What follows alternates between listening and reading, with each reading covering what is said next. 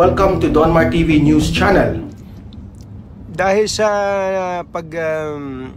pagbubukas ng Skyway 3 extension, John, yung Skyway 3, mukhang nararamdaman na yung luwag sa EDSA. Kasi normally, pagka ganitong oras dito sa EDSA, kung ikaw ay marunong magmura, mapapamura ka. Ano? Tingnan niyo po yung EDSA ngayon, no? Andito po kami sa Memalibay, Pasay. Galing po kami sa DZRH. The time now is 6:50 in the evening. Normally, pagka ganito pong oras, nung wala pa yung Skyway 3, kahit na pandemic na, sasakit ang ulo mo dito sa EDSA. Ano? Tingnan niyo po ang EDSA ngayon, no? Hindi naman siya parang expressway. Pero hindi siya katulad dati na mabubusit ka eh. No? Tingnan niyo po, tingnan niyo po ang EDSA. Ang laki ng iniluwag. Dito sa parte na to ng Malibay. Ito, malapit na po kami sa may Magallanes. Napakaluwag. Hindi po ako nag-exagerado. Ang luwag ng EDSA. Ano nangyari sa EDSA? Nakakainis tong EDSA na to. Parang ganun ngayon, no? So nandito na po kami sa boundary ng Pasay at ng Makati. So galing po kami kanina dun sa EDSA Pasay. Ngayon ay andito na po kami sa Magallanes. Tingnan nyo, parang bagong taon eh. Hindi nga bagong taon ngayon. Anong petsa ba ngayon, John Bailon? 90. Di ba anibersaryo ng EDSA 2 ngayon? Oo, 90. Bihirang patiso. It's unfair. Akala ko matraffic sa EDSA. Oo. Karaniwan pag Magallanes to Ayala na yan, yung tunnel, kalahating oras yung bago ka makaahon sa... Talaga. Hindi, tignan, magkakaalaman dito, John, pagka nag-tunnel na tayo. Ano ba to? Tunnel 2? Tunnel 1? Grabe. Nakakainis itong EDSA. Sobrang bilis, ha? Baka, ang iniisip ko pa naman, mamaya pa ako makakauwi. Hindi tama ito. Grabe, andito po kami ngayon sa may EDSA Pasay Road. Diba? Ito yung Pasay Road, diba? Papailalim. Yung ibabaw, pag ibabaw kayo yung Pasay Road.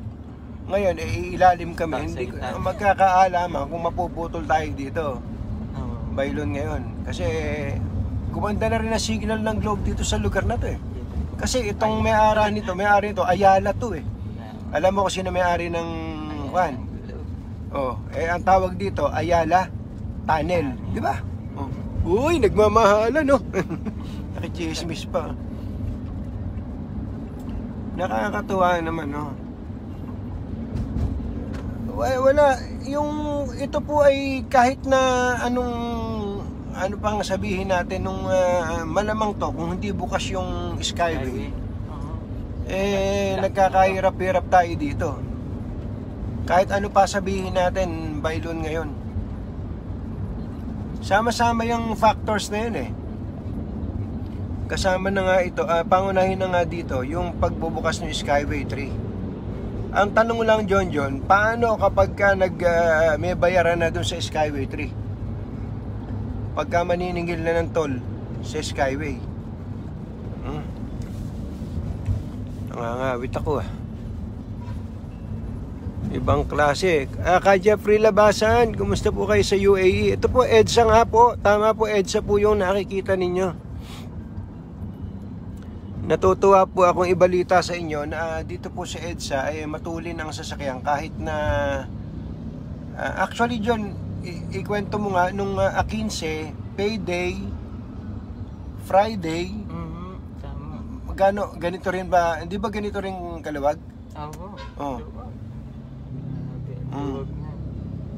Nakakatuwa. Ito po ay bunga ng infrastructure projects na ginawa po ngayong panahon na to yung Duterte administration eh.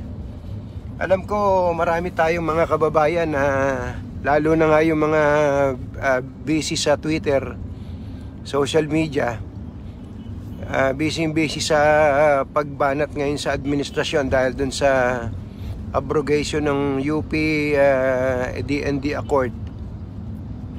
Alam ko kanyan, galit kayo sa administrasyon tungkol doon, lalo na nga yung mga taga-UP community, yung mga politiko. Alam mo, si Vice President Leni Robredo, Kiko Pangilinan. Ako, sino ba yung Kiko Pangilinan? Ba't ba nasabi ko pa? Walang kakwenta-kwenta yun eh. Tapos, buti pa si Ate Sharon, okay sa akin. Pero yun, walang kwenta yun. Kiko Pangilinan. Sus Mariosep, nikilabutan ako. Ewan ko ba, ba't ba nawalan ako ng kwan sa tao na yun? Nawalan ako ng amor. Ewan ko ba. Anyway, ba't ba natin pinupunta yan? Andito na po kami sa parting ito ng Kalayaan. Pagka kumanang ka dito, ayan, kumanang ka, sa may, papunta ka ng Global, ano, dyan? Yes, BGC. Oh. Ngayon, didiretso ka, malapit ka na dito sa EDSA Orense, kung tawagin, ano? EDSA Orense. Ito po mula po dun sa may nagbukas tayo dito, John, ay kalaalampas na natin si EDSA TAF eh. Ang tawag dun EDSA Rotonda nung araw. EDSA TAF, ano? Yun po, mula po sa EDSA TAF, normally, pagka ganitong gabi, oras, bago ka makarating dito sa may Orense, tapat ng MMDA, abutin ka na 1 oras. Nagbukas tayo, 6:50 o 6:49 siguro. Mula dun sa EDSA TAF hanggang dito, malapit na tayo sa EDSA Guadalupe, 7 minutes lang, John. It's unfair. Ang bilis. Nakinabang itong EDSA, lumuwag po ang EDSA. Ito na yung EDSA decongestion. Lumuwag po ang EDSA dahil sa Skyway. Kaya Skyway, very good ang Skyway. Thank you. Skyway 3. Ang sarap magbiyahe ngayon. Ang sarap magbiyahe. Tapos may sarili pang bus lane ngayon dun sa inner road, sa innermost lane. Ayan, innermost lane ng EDSA, yun. Hindi, sa totoo lang, John, para talagang holiday, parang holiday. Anak ng bakang dalaga. Hindi, baka naman naipon doon sa may tapat na Mega Mall, John, tingnan nga natin. Nangangawit na yung kamay ko.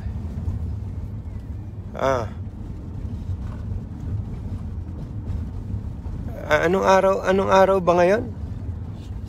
Uy, si Yunbin, no? Shota pala ni Yunbin, si Kwan. Sila ba? Oo, yan yung Kwan. Hindi, si Sarah Geronimo yan eh. Si Chloe. Sa Chloe, mag-shota na pala sila. Chloe Mayweather. Nakikita nyo? Grabe. So, nandito na po kami ngayon, approaching Pioneer. Ito, yung Pioneer, kung tawagin. So, Mandaluyong na to, EDSA Mandaluyong. So, from EDSA Pasay to EDSA Mandaluyong, wala pa pong, 10 minuto lang, John. No, wala pang 10 minuto eh. 9 minutes lang, grabe. Kaya kung kayo po ay nasa abroad, nakikibalita kayo sa EDSA, baka minumura nyo pa rin ang EDSA dati pa. Dahil sa traffic. Eto po, ngayon pa lang kami mata-traffic. Eto na, dito pa lang kayo mapapamura. Eto, nandito na kami sa EDSA Mandaluyong. Ito yung approaching na ng ng Mega Mall, no? Yung papailalim na. Ito, titingnan natin kung gaano pa rin katagal. Natural, kahit naman sa ibang bansa, mayroon tinatawag na choke points eh. Kaya po tinawag na choke points, marami pong choke. Magkakaalaman dito pagka nagbayad, may bayad na doon sa Skyway, Tap.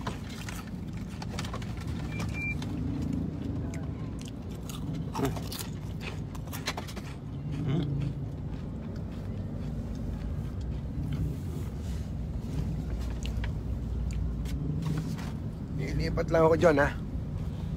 Nihirapan ako dun sa pwesto ko, eh.